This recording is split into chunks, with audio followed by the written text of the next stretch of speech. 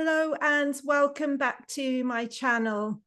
We really are living in unprecedented times, and the challenges that we're having to navigate are really becoming quite strong, and we're really needing to look at our shadows, be it the collective trauma that we've been through in the past few years, the challenges of our life from the experiences we've had or from our childhood. So today we've brought together a few of us from the People's Health Alliance and the Conscious Peoples Network to really explore looking at all these different levels of trauma and how we can really start to navigate this and find the tools and resources to support our nervous system and support our whole being as we're doing this inner work. So I'd like to just start by introducing everybody, and I'm going to go around my screen. So Nikita, welcome. Hi, thank you so much for having me today. It's a pleasure to be here with you all. My name's Nickita Starck, and I'm the founder of the only decentralized maternity structure in the world that I know of, and it's called When Push Comes to Shove, and we specialize in non-clinical holistic care and trauma-informed birth, as well as teaching our practitioners to heal their core wounds before they go out and serve women. Amazing, incredible work you're doing, Nikita. Thank you so much for coming on today. Willow.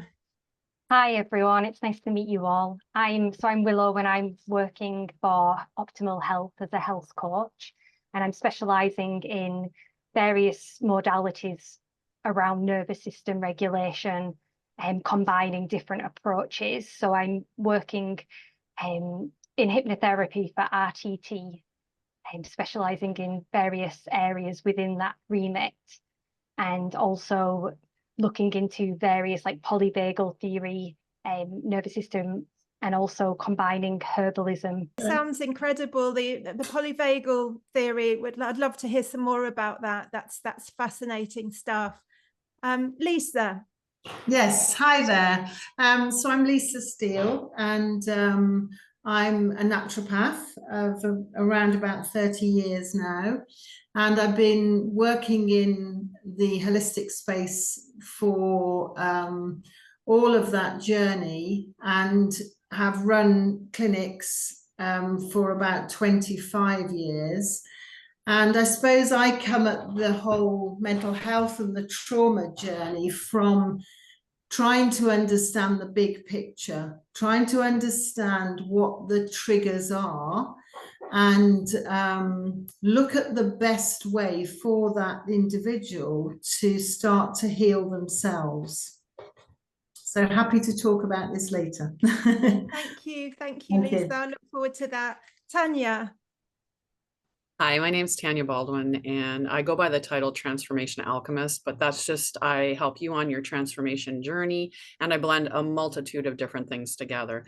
I won't go through all the things that I've studied, including polyvagal, somatic experiencing, heart math, but I do quantum healing, quantum regression and integration therapy, which is kind of a subset of hypnotherapy. I combine 20 years of nursing, so I take the traditional aspects or the more mainstream medical components, and I pair that with holistic health practices. And I got there through my own lived experience with trauma and healing, and finding that the traditional methods didn't work for me. The medication and talk therapy was just not enough to clear the root cause of all the trauma. So that's why I started my company, Mind, Body, Spirit, Healthy Self, because it requires all three components to have a healthy life. Thank you so much, Tanya. And that's absolutely key, getting to the root cause of the trauma. And for, none of us are immune from this because of the toxic world that we've been living in. And, it does come, it's happened now for many generations. So it's like intergenerational trauma as well, that's perhaps being handed down through the DNA. So it's a fascinating topic. But I'd absolutely like to start with Nikita, because in terms of this lifetime, the trauma really begins at birth, and, in the womb, the thoughts that mum and dad are having when we're in the womb, how that can impact on how we're developing. So I'd just love to hear your thoughts on that birth experience and that prenatal period and how that really affects us? It's a bit of a chicken or the egg situation. I believe strongly that before you even think of becoming pregnant, do the work, because as you just briefly mentioned, there is ancestral trauma, and we will see it as, oh, it's, you know, you're just more likely to have this, that, and the other because your mum had it. Well, maybe, but we can cut those ties, because there are only 3 things in the whole world that will make us sick. That's trauma, toxicity, and deprivation. And that's on the level of mind, body, and soul. And if we start to do the inner work before we have babies, our pregnancies should mirror that work. So when women are pregnant, it's really hard to say this without, I don't want to shame anyone, but if I trigger you, please welcome that. If you feel triggered, well, is anything resonating there? Do you need to re-examine things? But my intention is not to hurt anyone's feelings.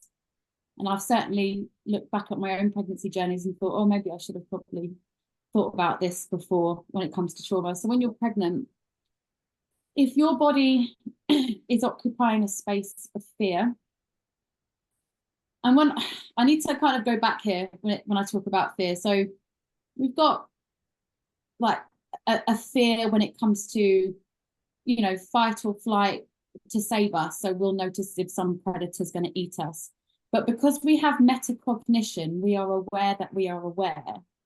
We're not like a deer. So if a deer nearly gets hit by a car and runs to safety, they regulate themselves. We don't do that. We bring it all with us. So when I say living from fear, are you in a reactive state instead of responding? Are you in survival mode? And you might think, well, there's a lot to be afraid of with the maternity system, but I'm here to suggest, well, that will start with you. So no matter what's going on around you, be it in a maternity system that isn't fit for purpose, if you start to do the internal work, the very things that would irritate you will either no longer be there or it won't faze you. So are you making a choice from love or fear? And while you're pregnant, your baby's developing, it will either be in a sea of cortisol and adrenaline, or it will be in oxytocin and endorphins. When our babies are born, it matters how. Now, I'm very pro-natural, but the most important thing to me is choice, and women don't realize they have a choice. So if you're going through a maternity system where you feel disempowered, your birth is sabotaged, you're labeled high risk, and you're not given a chance, that's not empowering. So I'm here to say to women, you do know you have a choice. And I see the difference between a birth where a woman has made informed choices the whole way through, and not just informed choices connected to her wisdom, because the presence of intelligence without wisdom is dangerous. We have to connect this beautiful balance of intelligence and wisdom. So when they have these babies born into a sea of oxytocin, that's liberating and empowering. And when babies are born into adrenaline and cortisol, and the mother has a traumatic birth experience, it doesn't end with her. That is passed down to the baby. It will bleed through into relationship issues. I've had women that I've counselled in their 60s and 70s, and they've always been taught, you've got to get on with it. You can't talk about that. Or birth trauma is misconstrued as normal rather than common. But if we can get our birth right, peace on earth begins at birth. If we can really start with our babies and give them the chance and do the inner work so that we can cut this generational trauma, all the better. I love what you're saying. And I love this idea of the sea of oxytocin, because wouldn't it be wonderful if that's what we lived in as a collective, because the whole conditioning from birth has come through that. You know, it doesn't set up the whole same pathways of survival in our childhood and the dysregulation and everything else. So it's just such a powerful conversation, because how can we start shifting out of that survival trauma state into the thrive oxytocin state? I'd love to talk with you, Willow, about the nervous system dysregulation, because I know that's an area that you're really well versed on. Yes, so essentially my background as a herbalist was focused predominantly on energetics, so looking at the state of the body in terms of the physiomedicalist energetic profile and being able to assess with the cardiovascular index. And within that remit comes the nervous system regulation, so really using herbs to be able to work with the person who's in whether an excess state or a deficient state. So with building on that, working with the polyvagal theory, being able to help the person address their autonomic profile and almost with the lens be able to see in on their essentially how they're navigating the world. And oftentimes, dependent on, you know, what lens we're looking at life through, will essentially determine how we're experiencing it. And there's often an unconsciousness to how we are, how you know, how the patient is experiencing their reality with trauma, because it's very much a sympathetic excess driven state.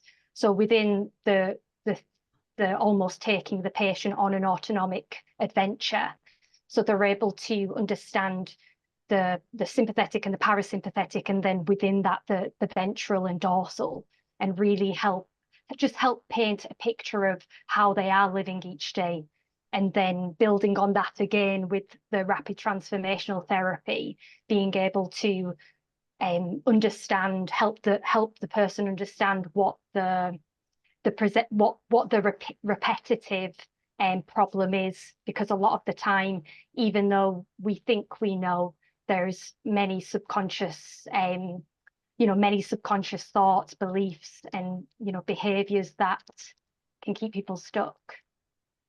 Yeah, absolutely. And this is the thing, because a lot of this trauma has come from birth or ancestral. It's just so deeply rooted. It's like who we are. You know, we might not be able to see it because we've always been in this kind of nervous system state. So therefore we can't even acknowledge, we just think this is how things are. So it's how can we start to unwind that and clear it all. Would anybody else like to speak to that a little bit more? I think just going back to what Nikita said, what's really powerful is to try to enable people well in advance of the idea of conception to start preparing the field, preparing themselves, so that, you know, whether we do that nutritionally, emotionally, physically, that preparation is everything, absolutely everything, so that we don't get stuck in this fight-flight situation as they are already pregnant and there's minimal that you can do in that space. And then when they're giving birth and they're just, you know, they're just processing all of that, the stuff that they haven't dealt with in advance. So for me, what we need to do as a collective and as a group is to encourage people well in advance of thinking about having babies. These are our young women and young men in their late teens and early 20s, just to be able to see what they need to know about in advance of, you know, this situation. So that for me would be a really key starting point before we need to get into the therapies that we know. Thank you, Lisa. And I know, Tanya, that a lot of the work that you do is about looking at childhood and how that affects us as adults. So I just wondered if you'd like to speak to that. I would love to. So I'd like to take it a step further than what Nikita had said, in that, you know, with men, they're producing sperm on a 24-hour cycle. So for them, before they are producing sperm for that particular egg, that's when they want to be clear with their trauma. For women, it's even more complex than that, because when I'm pregnant with my daughter, she's already creating the eggs for her offspring. So if I'm in a traumatic experience, I'm feeding not just her, but her offsprings is going to be already created in that culture of cortisol and adrenaline, and it's already going to be down the chain. So the sooner that we can start it specifically with women, the better that we are, because it's going to affect the next generation down as well. So that's an important thing. You know, it's very important that we get to healing the trauma as soon as possible. I think that most of us, it's our normal, right? We don't even recognize that we're traumatized, or we think it's not that bad. We can deal with it on our own, and don't think that we actually need to see someone, or the benefit of seeing someone and helping them to, like, helping us to get there. But there's so many tools out there for it. Nikita?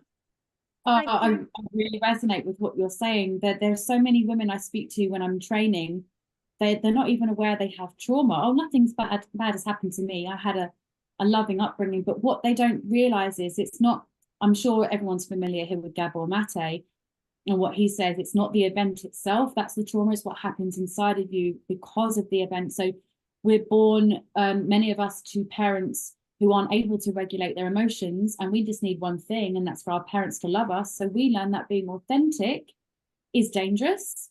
So we have to start to create this ego, or the egoic archetypes, be it a savior or a victim or a princess or whatever it is, or a helicopter.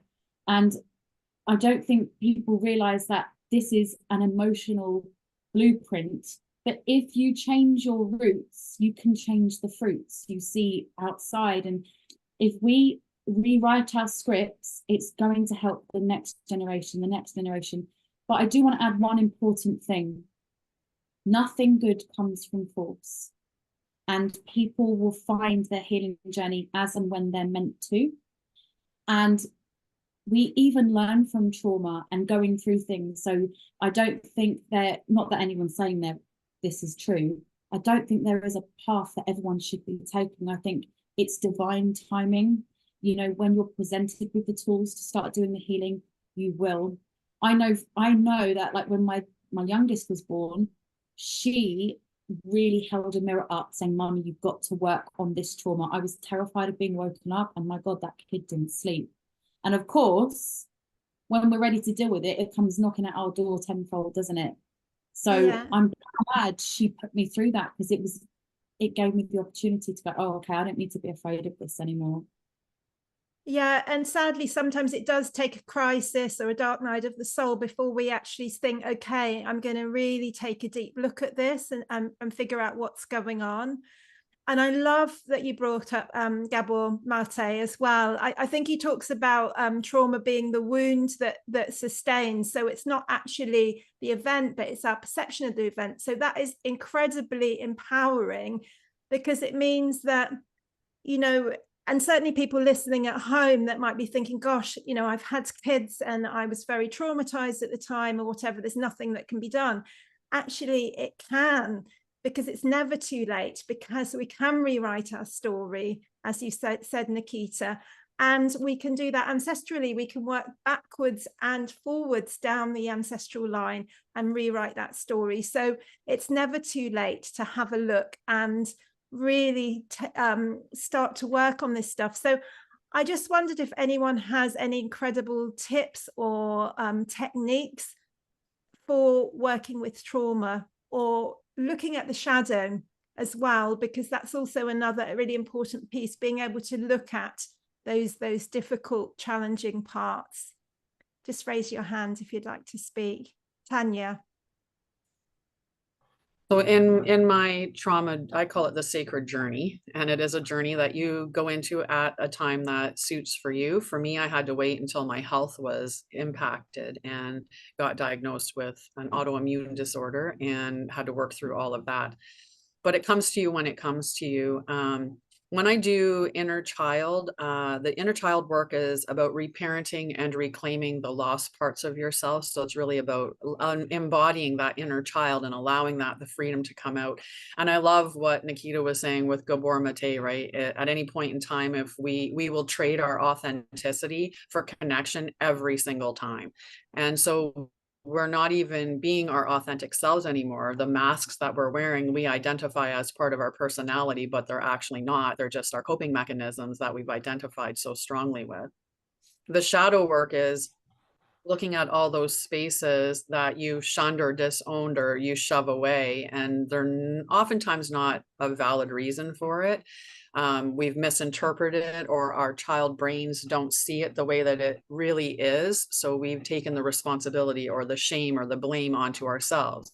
It's like that concept of we can't fathom the idea that there's something wrong with our parents. There has to be something wrong with us as to why they're not loving us the right way. So we shun ourselves, and that shadow work is delving into that. With shadow work, you can do it a lot with journaling. I find is the #1 way that people like to process through the shadow element is through journeying. I do shamanic journeys with my clients to go back and retrieve soul fragments, but also do quantum meditations to reconnect them with their inner child and have their inner child communicate to them about what they need in this moment or how they can show up for themselves. So I do those 2 different practices, but it's really just connecting, and in the moment is really the best advice that anyone is just really in this moment. We're not, typically it's not the situation that happened where you have the perpetrator or the aggressor sitting in your room going, you are this. It's our brain. We're just keeping it alive. And for me, my stepfather had passed away years beforehand. And I was saying, like, it's not like he's in my room, like getting on me right now, like saying anything to me. It's me that's keeping him alive. So I'm the one that has the ability to stop keeping him alive and change my thoughts and change the current moment so that it's expressed differently for me instead of being tortured by the stuff that happened before. I can even reframe it, which is a really powerful tool to use.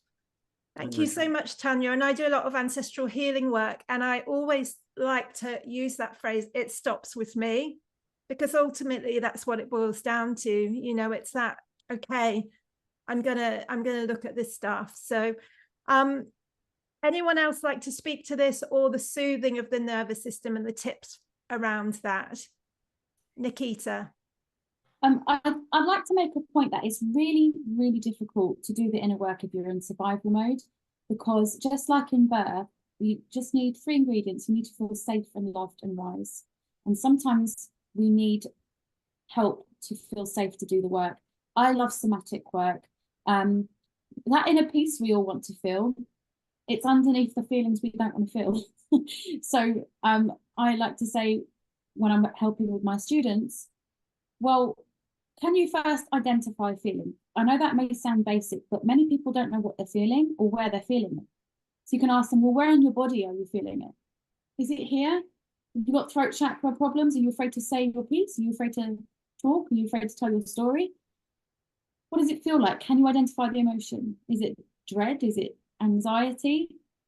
And it can be helpful to personify it. So maybe give it a color. What color is this feeling? What shape is it? If you could take this blue circle out of your throat and sit it next to you, what would you ask it? And then when you actually get into the moment of what you're feeling, you can get underneath your feelings, which is your true authenticity. If you're really struggling to get there, very simple exercises, name things you can see in the room. You need to get into the present moment. That's a lamp, that's a pair of curtains. Just name things, count back from 10, name them again, and then rate your anxiety out of 10.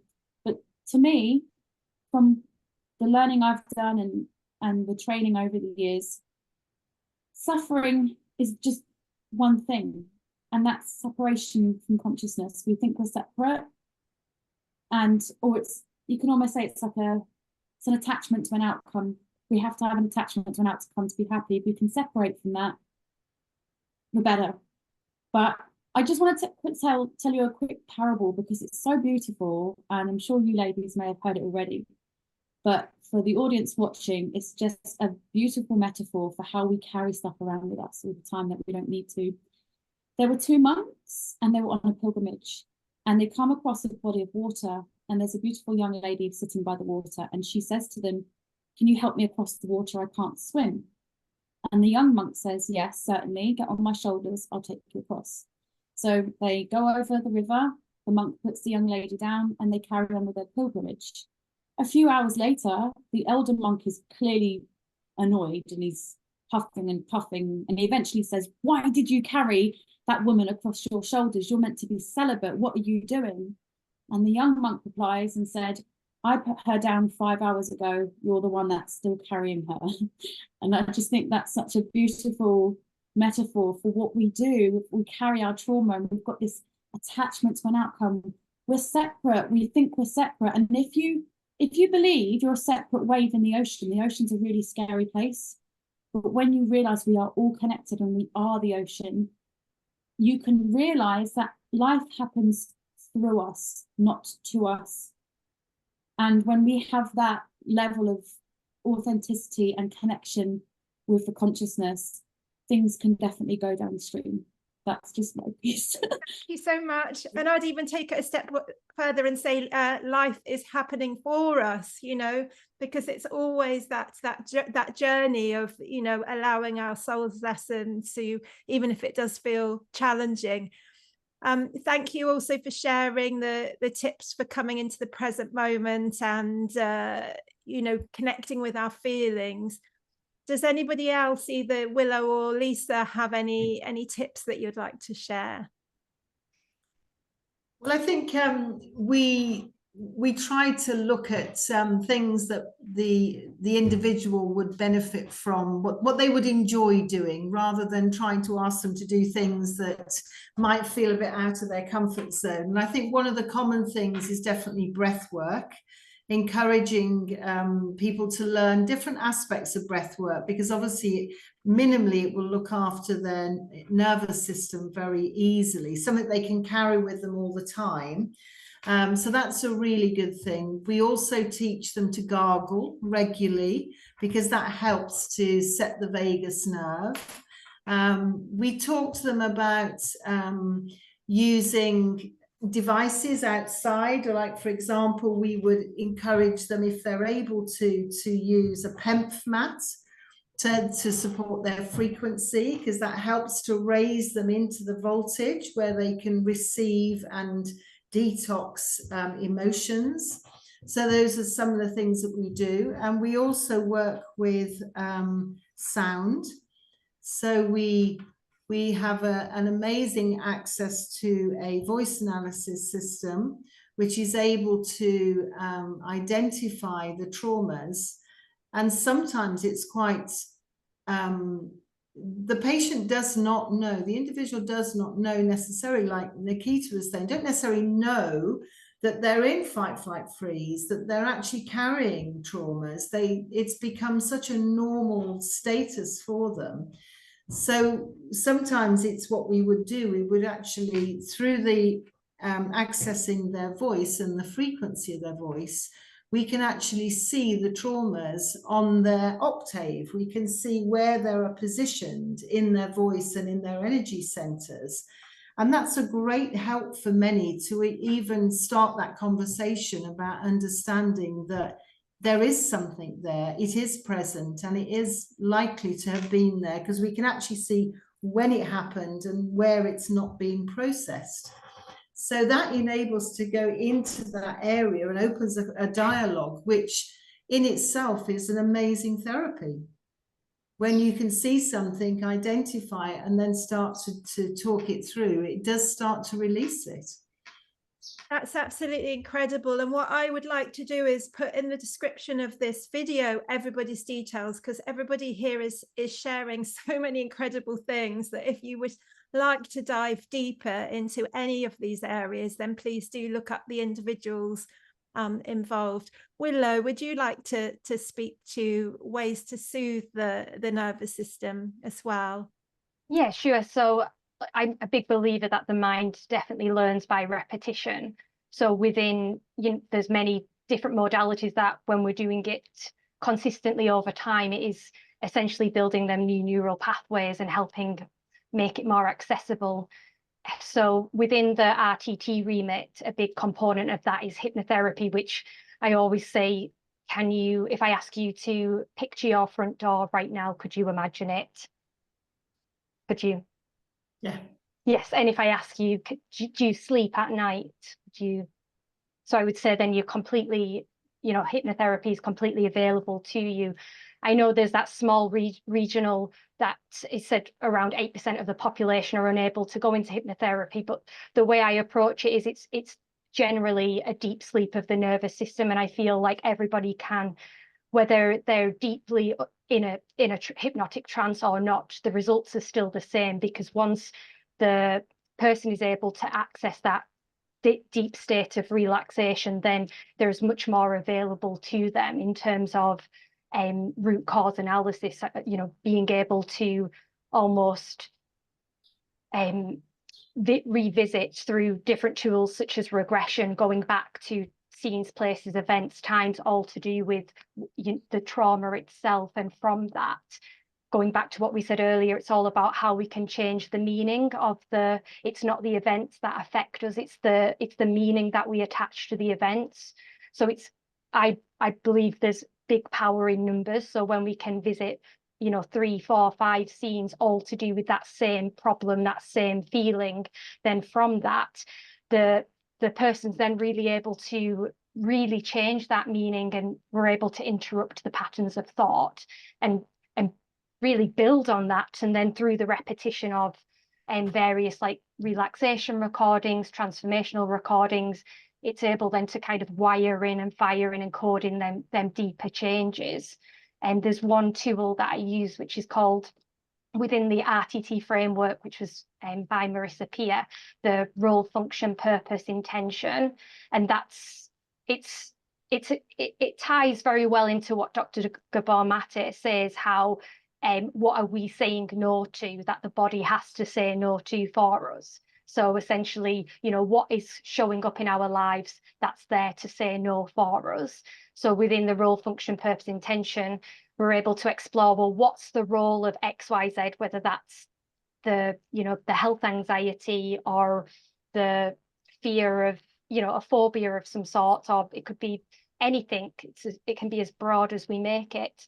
And when we're able to identify that part is there essentially to get us attention, or to punish us, or to protect us. And when we're able to actually understand that there's a secondary gain, it's almost a deep liberation for the person, because going back to, once we change the meaning of the trauma that the person's experiencing, then within all of that, there's that interruption, that change, which comes from, you know, which essentially is coming from a parasympathetic state. It's coming from a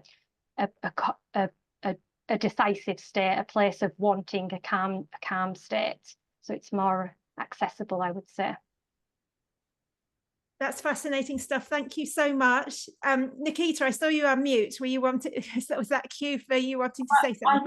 I just want to kind of mirror what Willow said. It's so empowering when we do the work, because we get out of this blame culture. Because when the moment we look outside ourselves for an answer, like I was at a midwifery conference last year, and there were all these questions thrown at me and the panel. What do we do about bullying in midwifery? What do we do about these stupid lack of evidence-based guidelines? And I'm trying to get across, I was like, you're looking outside yourselves. Go in. If you are the change you want to see, the byproduct will be those things either won't be there anymore, if you look at the quantum field, yeah, or you just won't notice them, or you'll take responsibility. And then we have these ailments or things like ADHD. We won't need to use those pigeonholes anymore, because it's not our identity. It's okay, well, this is clearly a response from trauma, and I'm not identifying with that anymore. I'm going inside myself, and I don't need external validation that you're this, you're that. While I think it's really important as individuals, we should be mindful of how we talk to people, our language. It shouldn't be one or the other. We need a balance.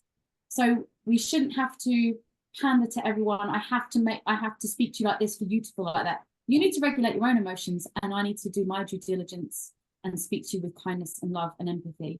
But it seems at the moment in the mainstream media is a narrative of, you have to say these words and not say these words, and then we'll be fine and then we'll be cancelled. But I think there needs to be the other side of it. We need to do the inner work, and we need to find the balance so we get our validation from inside. So no matter, I recently did an article called I'm Offended, and I did it on the back of a breastfeeding post I did, and a lot of women said they were triggered, and I was shaming bottle-fed babies. And I said, I'm definitely not saying that, but what made you, what triggered you? Because if you feel you're doing the best for your child, what was the decision for you to comment or scroll on? You know, can you validate yourself or not? And I think the big issue here is going outside ourselves for answers. I think you've brought up a really important point about being triggered, you know, because when we are triggered, our defense mechanisms activate and we automatically want to put the blame out there or look outside of ourselves, you know, because of that mechanism. So how can we start to break that cycle, you know, in terms of be it a pause of breath that just, you know, starts to break the cycle? Does anyone want to speak to that? Just unmute yourself or raise your hand. Tanya. Typically in traditional therapy, it's the catch it, check it, change it, right? There's you have to catch it as soon as you can. In the beginning, it's going to be harder to catch it because you're running on autopilot most of the time. And we're just, you know, we do believe that that's just an automatic thought. That's where meditation comes into play, because that's the practice of learning to control, or that you are the thinker of the thoughts, not the thoughts aren't you, and you do have control over them. They don't have to be automatic like that. The thing that happens though is when we get triggered, we go back to the age that we were when the initial injury occurred. So if we can stack all of those traumas back and the first one happened at 3, then we're literally acting like a 3-year-old or responding from the center of a 3-year-old. So our logic isn't necessarily on board. But it's as soon as you can catch yourself to check it. And is this like, why is this coming up in me? Like being able to ask yourself questions, like be introspective and ask those questions. Why is this coming up in me? And, you know, as Nikita was saying, when we're looking at somatics where we've disassociated for so long, we don't even know what we're feeling in our bodies, or we've miscategorized what our feelings are for so long. We think we're angry, but we're really hurt. Or we think that we're hurt, but we're really angry. We just haven't been okay with expressing that particular emotion because we were shunned for it. So it's really that starting with those questions, like, why am I reacting this way? What is this bringing up in me? Where is this showing up in my body? What is the sensation that I'm feeling in it?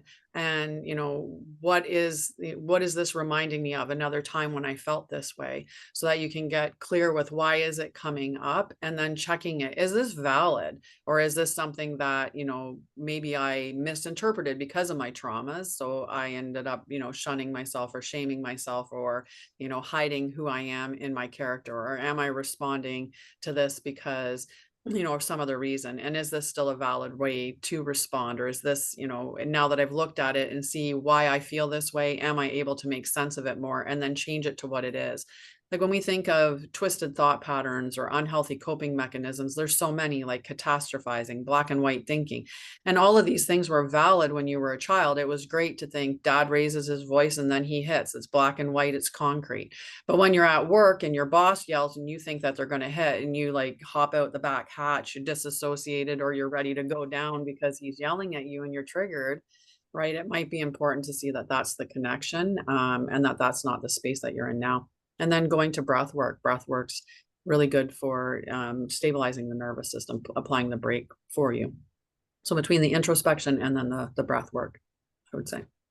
Thank you so much. I'd love to hear either Lisa or Willow about how you find the connections around where that trauma is coming from with the work that you do. Yes, so we have 2 methods. One is the voice analysis that picks up the trauma and locates it at a specific age level. And in some instances, we'll actually identify it and link it. And then the second aspect is that we also run a brain map.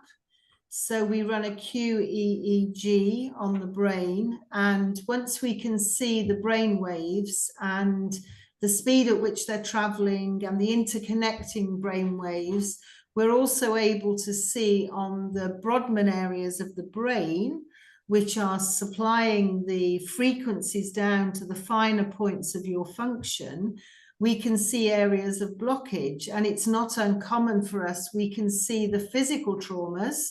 So we can see the concussion areas in the brain and how that impacts their emotional status. But we can also see the the emotional traumas that have locked in around certain areas, and which may then manifest in anything. It could manifest as dyslexia if that whole energy center has been closed down, or dyspraxia, or ADD. So you can absolutely see the consequence of the unresolved trauma, which is a lack of adaptation to stress, being represented in the brain, and then the frequency of the waves of the brain then responding to that, and then either getting stuck or manifesting in a lower frequency in a physical injury or physical imbalance. So having access to those two tools is profound, and then using the work that we know, our go-to tools, makes that journey for the patient or the individual so much quicker. And that's really where the beauty of the technology comes in. It accelerates the speed at which we can identify, and then it cuts out the unnecessary bits, but allows you to focus at great depth on the areas that are either known to the person or will be known to the person if they're then triggered. So absolutely incredible. And I'd love to explore some more of this myself. It sounds absolutely fascinating stuff. Willow, I know you work for in this kind of as well. Would you like to speak to that? Sure, yes. So yeah, exactly. Just understanding very similarly what Lisa said, where essentially when we're experiencing repetitive emotions day in, day out, that's essentially what's going to be bringing the body into a deficient state.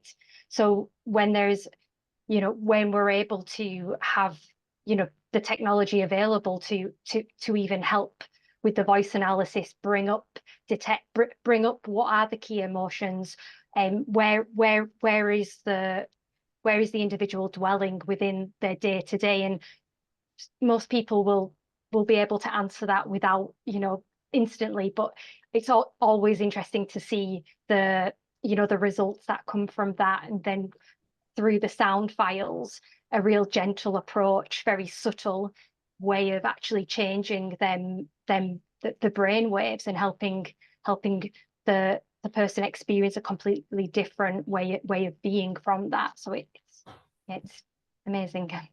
Thank you so much. We're going to start rounding up this amazing conversation. So I'm literally just going to do a circuit to just see if you have any last thoughts or anything that you feel that you would like to share that you haven't yet. So I'm going to start with Nikita. Well, I think there are quite a few levels that are not looked at when it comes to starting to do your own trauma work. So, for example, I've come across loads of, I serve women mainly. So women have come to me and said, well, I can heal my trauma, but I'll still be in my same shit job and I will still be living on the breadline. But I'm here to say your trauma is responsible for you in your shit job. I think a lot of people go through life thinking life just happens to you and it's Russian roulette. But I think when you start going into the root of your trauma, you understand that you create your own reality. And if you heal your core wounds, you might see, well, why have I got no money? Why am I operating on a poverty consciousness? This is very popular in the light worker community. There's almost like an attachment to being in poverty, but how many people can you help when you've got no money?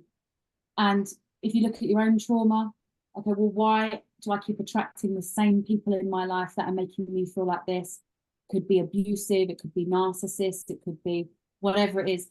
Your world will change when you do the inner work. But don't rush into it. You have to do it when you're ready. And there are lots of modalities like these wonderful women are talking about today.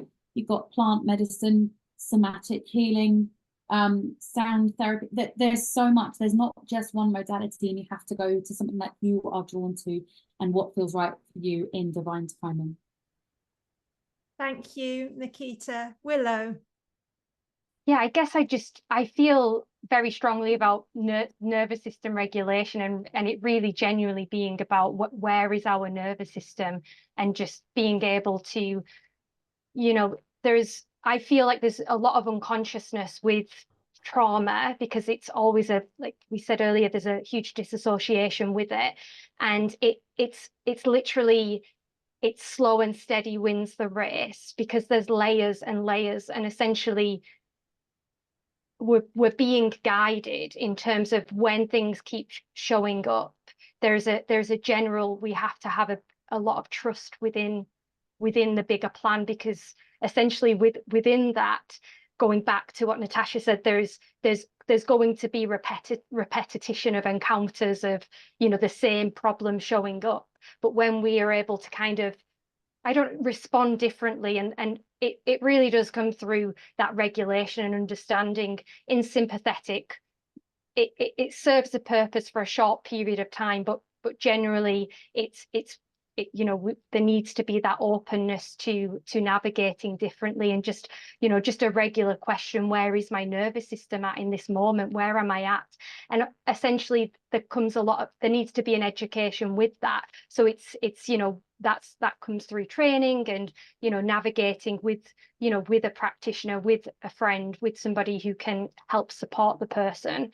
But I genuinely do feel like when we can get on track with our nervous system and be of that trusting nature, a lot more openness, and there's more openness to change. Thank you so much, Willow. Lisa. Yes, I think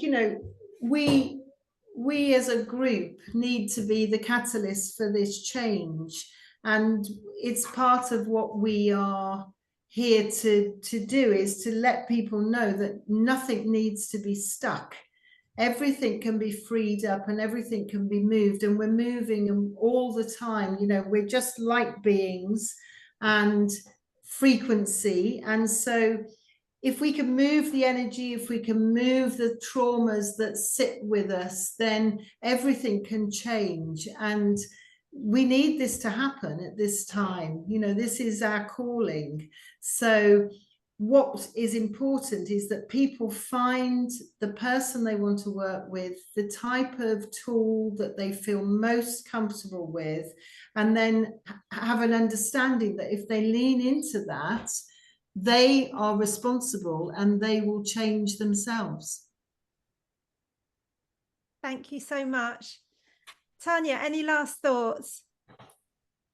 So it feels overwhelming. It feels like you're standing in front of a whole dam, and that's because we haven't dealt with it. So we've been oftentimes just stuffing more and more emotions down, or more experiences, not validating ourselves.